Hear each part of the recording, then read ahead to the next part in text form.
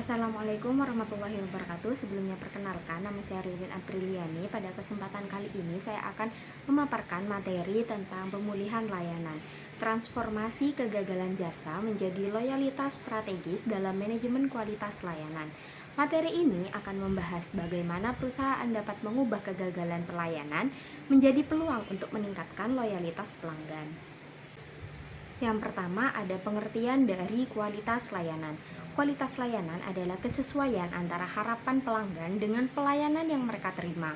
Nah, dalam dunia jasa, kegagalan layanan sulit dihindari karena jasa bersifat tidak berwujud, berbeda-beda, dan sangat bergantung pada interaksi manusia.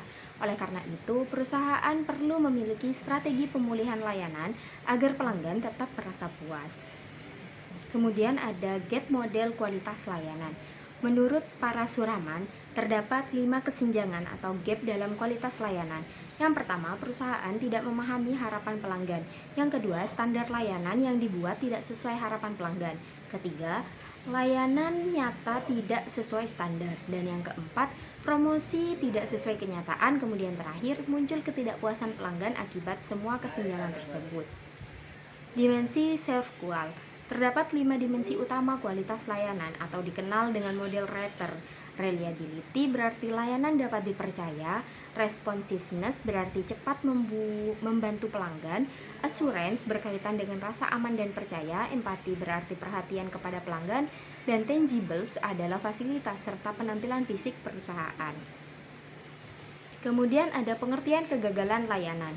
Kegagalan layanan terjadi ketika pelayanan yang diterima pelanggan berada di bawah harapan mereka. Contohnya seperti keterlambatan layanan, kesalahan sistem, atau sikap karyawan yang kurang baik. Jika tidak ditangani, dampaknya bisa membuat pelanggan kecewa, berpindah ke pesaing, dan menyebarkan pengalaman yang negatif. Selanjutnya, pengertian pemulihan layanan. Pemulihan layanan adalah upaya perusahaan untuk memperbaiki masalah dan mengembalikan kepuasan pelanggan. Tujuan utamanya adalah memulihkan kepercayaan pelanggan dan menjaga hubungan jangka panjang agar pelanggan tetap loyal kepada perusahaan. Kemudian ada strategi pemulihan layanan. Ada beberapa strategi pemulihan layanan. Yang pertama, meminta maaf secara tulus. Yang kedua, memberikan kompensasi seperti refund atau voucher. Dan yang ketiga, memberikan penjelasan yang jujur. Kemudian yang keempat, ada memberikan respon yang cepat. Intinya, pelanggan ingin diperlakukan dengan adil dan dihargai. Teori keadilan. Keberhasilan pemulihan layanan dipengaruhi oleh persepsi keadilan pelanggan.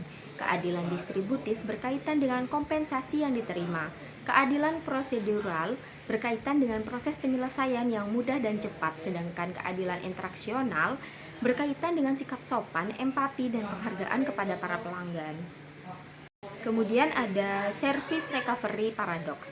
Service recovery paradox adalah kondisi ketika pelanggan justru menjadi lebih puas setelah masalah berhasil ditangani dengan sangat baik. Namun, hal ini biasanya hanya terjadi jika kesalahan tidak terlalu besar, baru pertama kali terjadi dan perusahaan menunjukkan ketulusan dalam pemulihan. Selanjutnya ada implementasi pemulihan layanan. Untuk menerapkan pemulihan layanan yang efektif, perusahaan membutuhkan dukungan manajemen, sistem deteksi keluhan yang cepat, pemberdayaan karyawan, pelatihan pelayanan, serta tindak lanjut kepada pelanggan setelah masalahnya selesai. Peran teknologi dan AI. Teknologi seperti chatbot dan AI bisa membantu perusahaan menangani keluhan dengan lebih cepat dan efisien. Namun dalam masalah yang bersifat emosional, pelanggan tetap lebih nyaman berinteraksi dengan manusia karena dianggap lebih mampu menunjukkan empati. Kemudian konteks Indonesia menurut Fandi Tijono dan Rambat Lupiyadi, kualitas layanan sangat berpengaruh terhadap loyalitas pelanggan. Di Indonesia sendiri, pelanggan sangat menghargai keramahan, kesopanan, dan penjelasan yang jujur dalam proses pemulihan layanan. Dampak strategis pemulihan. Pemulihan layanan yang baik memberikan banyak manfaat bagi perusahaan, seperti meningkatkan loyalitas, mengurangi kehilangan pelanggan, bisa membangun reputasi yang positif, dan bisa menciptakan keunggulan kompetitif dibanding para pesaing. Terakhir, bisa saya tarik kesimpulan bahwa kegagalan layanan memang sulit dihindari, tapi perusahaan itu dapat mencegah ketidakpuasan pelanggan melalui pemulihan layanan yang cepat, adil, dan empatik. Dengan strategi pemulihan yang tepat, perusahaan itu tidak hanya memperbaiki masalah, tetapi juga dapat membangun loyalitas pelanggan dalam jangka panjang. Mungkin hanya itu yang bisa saya sampaikan, kurang dan lebihnya saya mohon maaf. Wassalamualaikum warahmatullahi wabarakatuh.